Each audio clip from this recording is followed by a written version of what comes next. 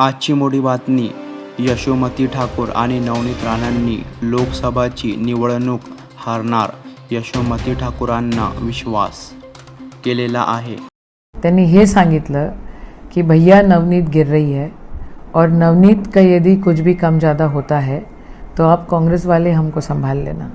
म्हणजे मतलब असा आहे की आम्ही सगळे आमच्या पक्षातच आहोत आणि यांना सांभाळायला आम्हाला लागतंय की काय, पण आमची काही इच्छा नाही आहे. त्यांनी त्यांच्या पक्षात राहावं, आम्ही आमच्या पक्षात खुश आहोत.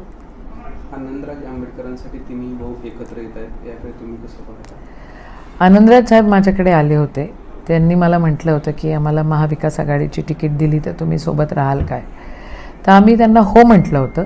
आनंदराज आंबेडकरांना असं स्पेसिफिकली तुम्ही जिथे बसला आहे तिथंच ते बसले होते आणि म्हटलं की साहेब ते जर महाविकास आघाडीची तिकीट तुम्हाला मिळाली तर आम्ही काँग्रेस म्हणून नक्कीच तुमच्यासोबत राहू किंवा महाविकास आघाडी इंडिया आघाडी म्हणून सोबत राहू. त्यांचं ठरलंही होतं की नाही उभं राहायचं.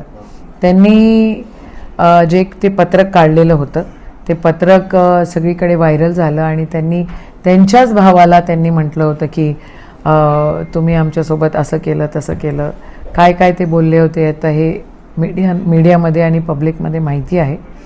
आज मला असं कळतं आहे की ते तिन्ही बंधू एकत्र येणार आहे आणि एकत्र सभा घेणार आहे आणि त्यांचे पुत्र जे आहेत ते येऊन अजून काही तालुका स्तरावर बैठका घेणार आहे आणि मीटिंग घेणार आहे. मला सांगा, एखाद्या शेतकऱ्याच्या पोराला पाडण्यासाठी जर हे सगळे एकत्र येत असतील याचा अर्थ असा आहे की भूमिपुत्र और किसान पुत्र में दम है. शेतकऱ्याचं पोरगं निवडून येत आहे. खऱ्या अर्थानं आंबेडकरी समाजाचा व्यक्ती निवडून येतो आहे. काँग्रेस आणि महाविकास आघाडी आणि इंडिया आघाडीचे सगळे पक्ष त्यांच्यासोबत आहेत आणि हे जर सगळे एकत्र येत आहेत आम्हाला पाडण्यासाठी, याचा अर्थ असा आहे की आमचा उमेदवार ताकदवर आहे.